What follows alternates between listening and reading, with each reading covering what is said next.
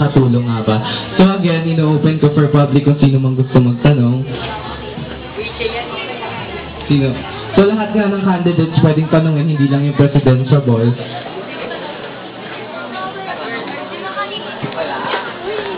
Walang magtatanong. Si Kurt, may tanong daw si Kurt. Paano kayo, Pampo? Paano mo gagamitin yung kapangyarihan ng president kung ikaw ngayon nanalo?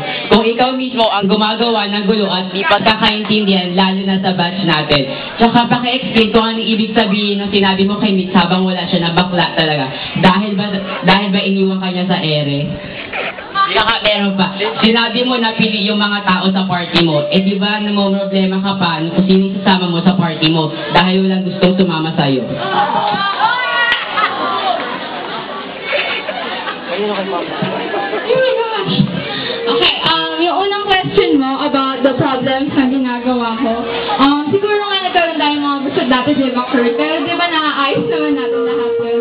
So, walang problema na hindi maayos. So, I guess, yun yung una ko magagawa. As in, yung lahat ng problems na encounter, iaayos ko. Kaya naman natin, di ba, Kurt? Tapos, next, ano yung next question? Yung sa party. Ay, sa party ko naman. Mga pilihan. Kasi, noong una kasi, hindi ko makompleto. Kasi nga, iniwan ako ni Mitch. Hindi ko makompleto kasi yung mga iba, meron silang mga grades. Yun yung nang problema ko. Merong mga naghahabol na gusto ko. So, yung mga napili ko, yun talaga yung mga gusto ko talaga. When I said, yun yung mga pili na talaga. Yun yung mga alam kong kaya nila at wala silang hinahabol. So, kaya talaga yun. Kaya, ano ba yung next question mo? Ay, anong bakla? I don't know of that either, so I will not comment on it any further. Thank you. Narinig din yan eh. So, will you guys let me speak first? Kasi nga, di ba yung sabihin sa inyo ko daw siya yung sa isyong ganyan. So, isa rin sabihin ko, if people talk behind my back, it's because I'm ahead of them. Yun ba? Okay, any more questions?